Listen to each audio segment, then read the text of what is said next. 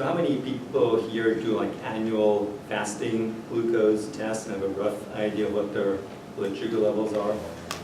And are there any people who do like more severe blood sugar tracking?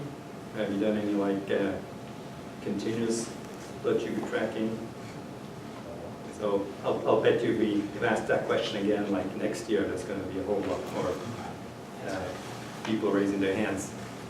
So these are just my way. This the fasting glucose from going back a couple of years. There's another measure called A1C that's supposed to be a better kind of long-term measure of your blood sugar level.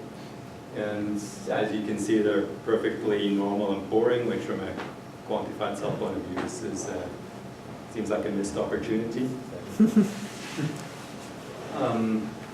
Fortunately, looking at some research, it turns out, okay, so there are these normal values, but there's another measure.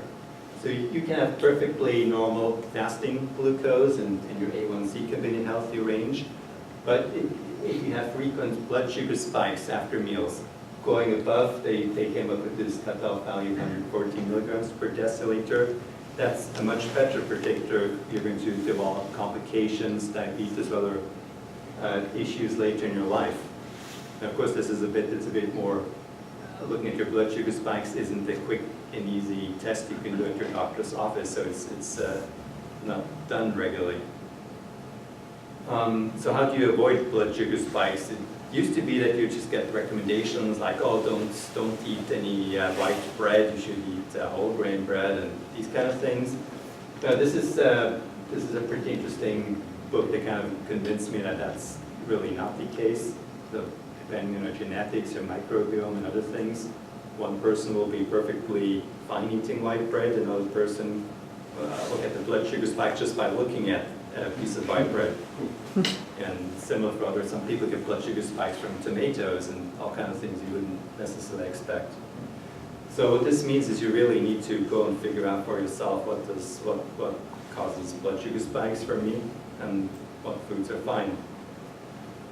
So until fairly recently, the whole process of figuring out does my blood sugar spike or not would have been really, literally painful, because you need to, after every meal, you need to do finger pricks at regular intervals.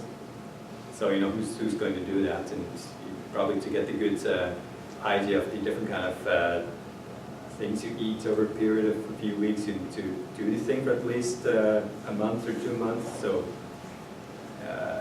that definitely wasn't something I was willing to do. Then you had going back quite a few years, you had continuous glucose monitors, which seem very promising, but you still need to calibrate them with the regular finger pricks. So kind of it's a little bit better, but it was still a bit more than I was willing to do. And since the last few years now, you actually have devices that do not require any calibration. So what you get is it's a little, let's see, you can come have a look later. So you have this spring-loaded applicator thing. You do basically has a needle coming out and will glue this tiny quarter-sized device onto your skin, where it will remain for 2 weeks or so. And you can see there's a you probably can't see, there's a tiny little filament that's going to be sticking under your skin. So that's how it works. You need to you have this scanning device. You need to. That's how you get data out of it, because as you can see, there's no readout or anything. Current new thing is, I think if you're on iOS, you can use your phone to scan the device. So it's like one piece of hardware less on Android. So I was stuck with using the reader device. So this company is called it's called Freestyle Libre, from a company called Abbott. They do have like some basic software. You can sync your data to computer, and you can print out PDF reports for your doctor. But it's not that easy to you want to like really zoom in on your data and see every little spike. It's not that easy. So I was using this kind of a open source project called Timepool. So you plug in your plug in your reader device. You can upload your data. And you get the slightly better interface, so you can see blood sugar, all the blood sugar measurements. What you get is basically one data point every 15 minutes. The big blobs, those are a few tests where I did prick my finger just to see is this, are these values accurate, and as far as I can tell, they're perfectly accurate. The purple dots here, blood sugar being slightly high, and the red dots, it's a bit outside of the ideal range. Now, just knowing your blood sugars going up and down isn't that useful unless you also keep track of what you're eating. And so Tidepool they have an app that lets you, it's pretty primitive, you can just type in some text, what we're eating, and you'll have the timestamp so you can make your own goings. And actually, if you look here, you can see the notes here. You can click on them, and that's each meal. I was also taking, that may not be strictly necessary, I was also taking pictures of everything I was eating, so I could cross-reference them later, and it shows up on this is the Google Maps timeline.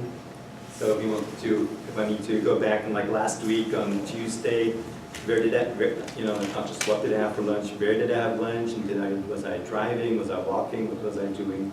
It's kind of, if you don't have a perfect memory, it's a useful service. So then of course I wanted to get some more detailed data analysis. So from Tidepool you can export all your data as some big JSON blob. Then I have some code. It's linked from my blog post, which I put on the meetup page. There's a Jupyter notebook, so some Python code. So this is basically a visualization of all my readings over the several weeks, and those are in the blood sugar monitor. So now we're not going to go in steps through every single, do a kind of a recount of every single day, but you can see there's definitely this periods where blood sugar is perfectly level, and there's the occasional peaks in there. So it's and I showed this to some diabetics, and they were quite surprised because they had this conception that like if you're non-diabetic, your blood sugar is like perfectly stable all the time, and they're putting lots of effort into trying to keep their blood sugar super stable. And then when they see, well, normal healthy people, actually they'll have some ups and downs too. That was kind of an eye-opening experience for them. So the next I wanted to look at specific foods, how am I reacting to? So here we have the time after I started eating, and how high does the blood sugar go, and that's the kind of grayish area, that's kind of the probably safe area. If you spend too much time above, that's really bad. Eventually you'll kind of, in the long run, you'll get all kind of blood vessel damage, nerve damage. That's typical problems any diabetic faces. Interestingly enough, your blood sugar goes too low, it doesn't seem to have any long-term negative impacts, as long as you don't die, of course. You may not feel like great, but it doesn't. So here, let's have a first experiment, like drinking apple juice. That's usually something most people get their blood sugar way up. And lo and behold, it goes a bit over 140, but then it comes back down. It doesn't, some people, they'll get kind of severe, after going up, they'll kind of undershoot, and then like overshoot a little bit, and kind of gradually settle back in, and it doesn't seem to be the case for me. How much of a dose was it? So that's like a pint. And then I repeated the same thing, but instead of just sitting on the couch for a few hours, I drank the apple juice, and I was out and about walking around. And you can see it's not a good comparison. You can see actually I started at a slightly higher blood sugar level. I guess I didn't wait enough after lunch or whatever. But what you can see is basically it's a dramatic difference in if you compare the increase of blood sugar. It's a pretty dramatic difference. And also just thought it would be interesting to see what happens if instead of drinking apple juice, if I eat an apple. And you can see that's pretty similar to walking around. So that's probably the healthier option for me. So what do you think is happening when you're walking then? Is it that your muscles are actually actively burning up that glucose? I suspect also what happens, so if you're not walking, so if you look at like where does your blood flow, so if you're just slouching somewhere, there's not that much blood flow directed towards your muscles. So your muscles are not going to be able to absorb any blood sugar out of your bloodstream. Whereas the moment you're a little bit active, that kind of, Digestion slows down. yeah. So, next I was looking at, I did lots of comparisons of different breakfast food. Yep. So have you been able yet to correlate your blood sugar without even having to measure it with features such as productivity, focus, mood, Yeah, so that was actually strength in the gym, for example? That was one thing I was kind of hoping is that after doing this experiment, I would be able to kind of develop a subjective kind of feel for is my blood sugar on the high level or a bit on the low end, and that turned out to not work at all. Sometimes, like before lunch, I thought that was one thing I mentioned in my blog was like I kind of feel like a bit weak and shaky, but in fact my blood sugar is perfectly normal. So just like some kind of hunger hormones, whatever, your brain trying to get you to eat something, but then when you don't eat, so it's basically your brain gives up and says, okay, it's not happening, so you're perfectly fine. Yeah. Is this controlled for time? So yeah, that's always like starting at zero. You mean like time of day? Mm-hmm. Yeah. So Yeah, can you just say a little bit about the circumstances for you when you did these different tests? Was it roughly the same time? Was it roughly empty stomach? plus minus. So this is like breakfast. That's the kind of most consistent thing. Like after lunch, you'll see that there's all kind of other variables that come to play. Breakfast is more or less, like at the same, more or less the same time I get up, and more or less the same routine every morning. So this is eating oatmeal, having some green tea and a smoothie. And even it's generally there's a bit of a blood spike. Well, definitely pronounced blood spike. But the one day where I had a much significantly larger blood spike, I hadn't gotten much sleep. I went to bed late. So I thought I didn't feel compelled to repeat that experiment, but it seemed quite interesting. This is just having a smoothie bowl with granola. You can see it's interesting. It's a lot. The blood sugar spike is a lot less than with the oatmeal. There's the one day I tried adding. My nutritionist keeps badgering me about adding more protein to my breakfast, so I thought I'll do that. But in fact, what it does, it kind of seems to keep my blood sugar really elevated for a long time. So I'm thinking that's probably not the thing that's beneficial to me. Yep. Is it also controlled for the circadian rhythm of cortisol that absorbs glucose? Yeah, I don't have like any cortisol blood test, but like I said, I'm typically getting up at the more or less same time. The one thing that was different here was that I went to bed much later and didn't get my full 8 hours of sleep. And there's another case where blood sugar goes up and doesn't come down as fast. So usually I do like a 7-minute workout, whatever, before having breakfast, and that's the one day I skipped it. And initially the blood sugar response seems similar, but then it kind of stays elevated much longer. So that's another interesting thing. So I definitely want to stick to my normal morning routine. That's just having some muesli instead of the crunchy sugar-coated granola. So it seems a little bit better. It's a huge, big difference. That's just having nothing but a smoothie for breakfast. A little bit of a bump, nothing. What's in the smoothie?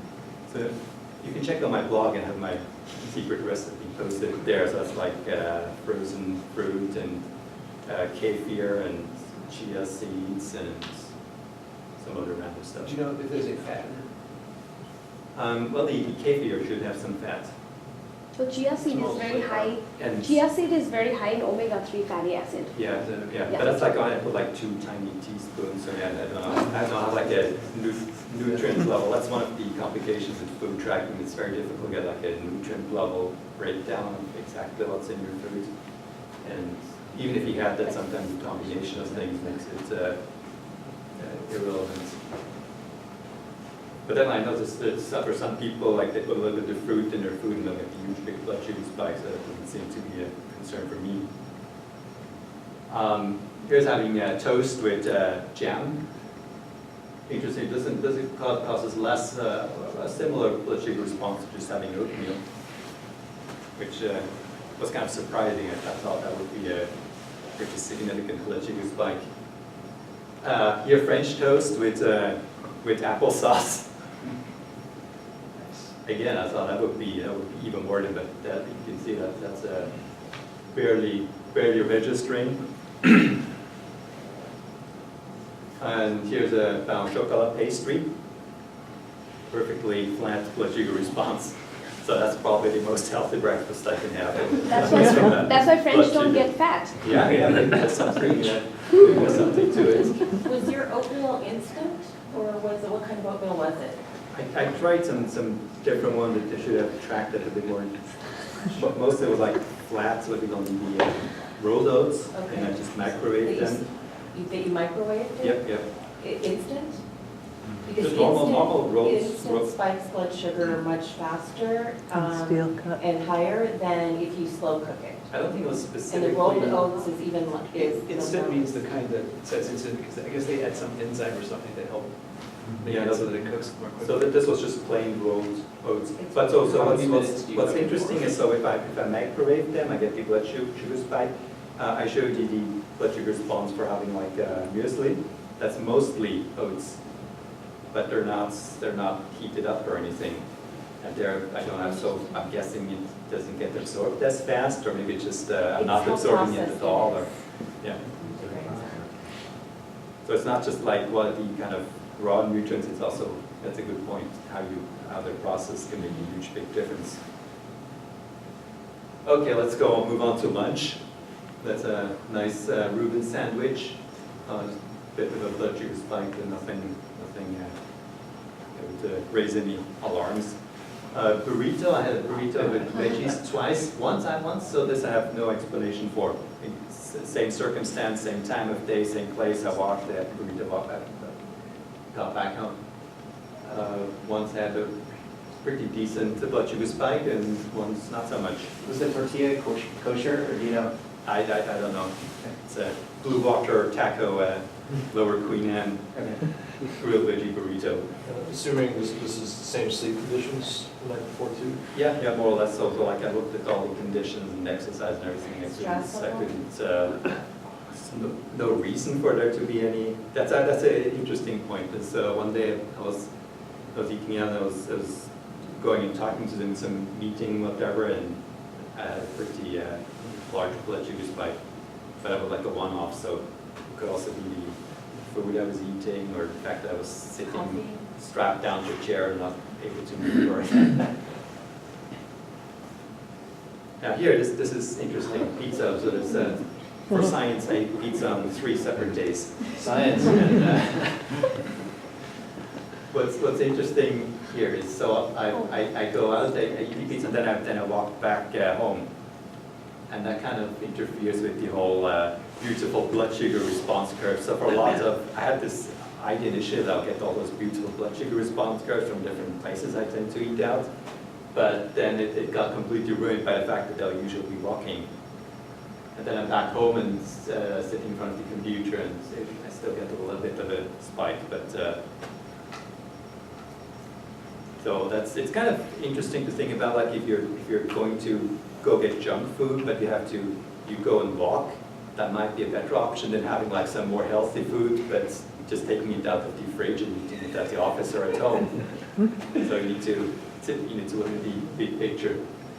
So the slightly bigger response here, I was having pizza, I was at a meetup and kind of not really walking, but kind of standing around and talking.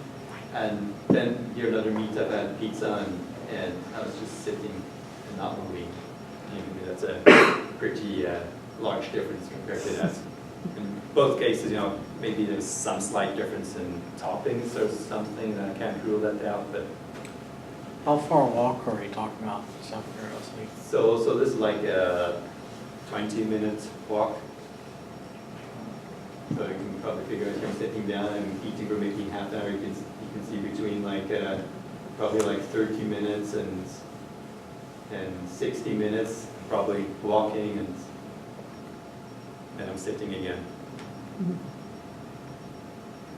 Here was an experiment in overeating. There's a huge, it's also like sweet potatoes I tried separately, just roast them, not the problem, and like the big pile of fries. Initially, everything seemed to go well, then I was walking, but then I got home and blood sugar just stayed up until like dinner. So who would have thought overeating is probably not ideal for blood sugar. Just a quick question. Yep. When you do the exercise, does it matter if you do it before you eat or after? I mean, can you do some? Yeah, I'll get to that. Yeah. And there seems to be a difference between kind of just like moving around versus like if you actually do strength exercises. You said you were surprised when you would feel shaky, you would think that you were hungry and Yep. expect to see a low blood sugar, but not find it. My question is kind of the flip. Is there anything that you would experience when your blood sugar was high, where you could tell that your blood sugar was high? Not at the levels I got to. I could have, I didn't want to like, I could have just sat there and like ate sugar until, I kind of like, I haven't done it recently, but I don't recall. I mean, here like, presumably- stuffing yourself with candy, you don't feel so great afterwards. Yeah. And plus your blood sugar is probably elevated, so yeah. but Here not- mostly you felt full. Yeah, exactly.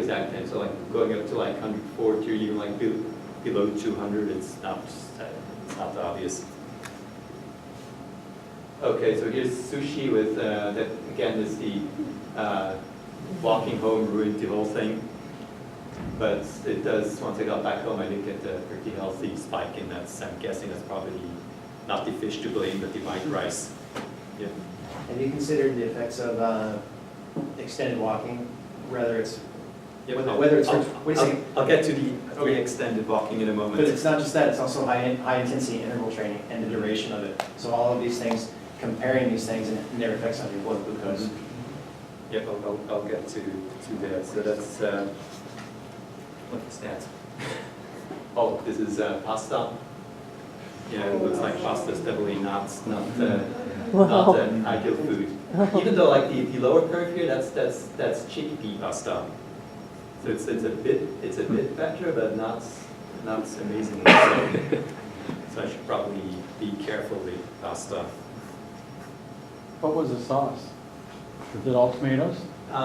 Yeah, in two of the cases, it is tomato sauce. I think actually the big one here, that was just some kind of tortellini without tomato sauce. So I don't think and like with pizza, I didn't get quite as bad a response. I don't think I can entirely blame tomato sauce. Yep. Meals, did you track anything else besides the meal and time of day? Like basically what you thought might be the calorie density or? Yeah, no, I have looked at it, but it seemed too tedious. Yeah, okay. Like even having to every time you eat, having to take out your phone Yeah, and yeah, snap a no, picture, it's type a in lot to ask, stuff. yeah. That was all the. Plus the thing, it's so if you like eating at McDonald's and eating microwave dinners with barcodes, it's relatively easy to use like MyFitnessPal, those kind of apps. If you eat out at small places or you're cooking yourself, it's a nightmare having to try to reconstruct exactly what's in there, and you add some bell pepper and then you search a database and there's like 5 or 6 different kind of bell peppers and which one add, it's a mess. Oh, this was perhaps my biggest disappointment. So this is like a Japanese sweet called mochi. It's kind of made out of rice, and that definitely spikes my blood sugar way up. So should probably not be eating those while sitting at home, not moving. That's a piece of fruit pine with cream. Yeah, it's not quite as bad. That's a big brownie. Not as bad, but it does. Again, it's a question of overeating here.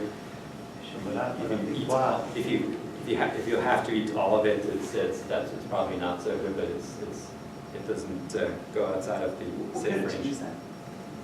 So this is probably just like some chai blend with a little bit of milk. which may or may not help. Here I ate, again for science, I ate the whole chocolate bar. All right. So that, on the other hand, that seems to be a perfectly good snack for me, so. Is that a dark or a chocolate? I can't read that. That's the Cherry, cherry. dark chocolate? Dark. Yeah, it's a kind of dark chocolate. It does have some nuts and cherries in it, so it's not the, I mean, I need to go back and do some more experimentation. Try to eat every brand and see what happens. It's only 3 ounces of chocolate. Yeah, so this is a dessert that I make panna cotta, basically kind of a mix of cream and milk, and I don't use gelatin, use agar-agar to solidify it, and put some strawberry jam stuff on top. That seems perfectly fine too. So this is a giant oatmeal chocolate chip cookie. Yes. Doesn't seem to do anything, but so the caveat here is that I ate it while hiking. So all through this duration I'm moving. So We do. You're pricking yourself while hiking? sorry. Yeah. Oh yeah, this is so good. Yeah. Yeah, it's Wow. actually once it's on, you can't remove it, so you're kind of forced to track yourself. Reminds me of Dean Carnazes doing an ultra and eating pizza, eating whole pizzas. Yeah. So this is a milkshake. I'll usually recipe and you can find on my blog, like whey protein, whole milk, banana, probably some peanut butter, and I developed the habit of drinking. So in the evening, I might go work out with some, maybe half an hour of some basic weight training and high interval training, and then I've decided I'll drink a milkshake afterwards, and generally it doesn't seem to cause much of a problem, except, so this is one time I just decided to have my milkshake without going to the gym, cheating basically, and initially there's much of a blood sugar response, but then you can see it kind of like I end up going to bed with elevated blood sugar, and whenever I do that, what seems to happen is basically blood sugar will stay elevated pretty much until the early morning hours. So I think there's something like with melatonin, and someone inhibits the blood sugar uptake into cells, it inhibits insulin, whatever. So that was probably something I learned, not to go to bed with elevated blood sugar. And if I want to drink a milkshake, yeah, work out previous before. Yep. Does the thick line imply anything, or is that just like a line you want to put out? Yeah, no, that's just, I was just highlighting that in some cases it matches up with the specific picture I put here, but my milkshakes, they always end up looking the same, so. Did you notice, I mean, because there's another one where the spikes over one. Yeah, this one I couldn't account for what happened here. Maybe I wasn't pushing myself as hard as the gym, or I don't know.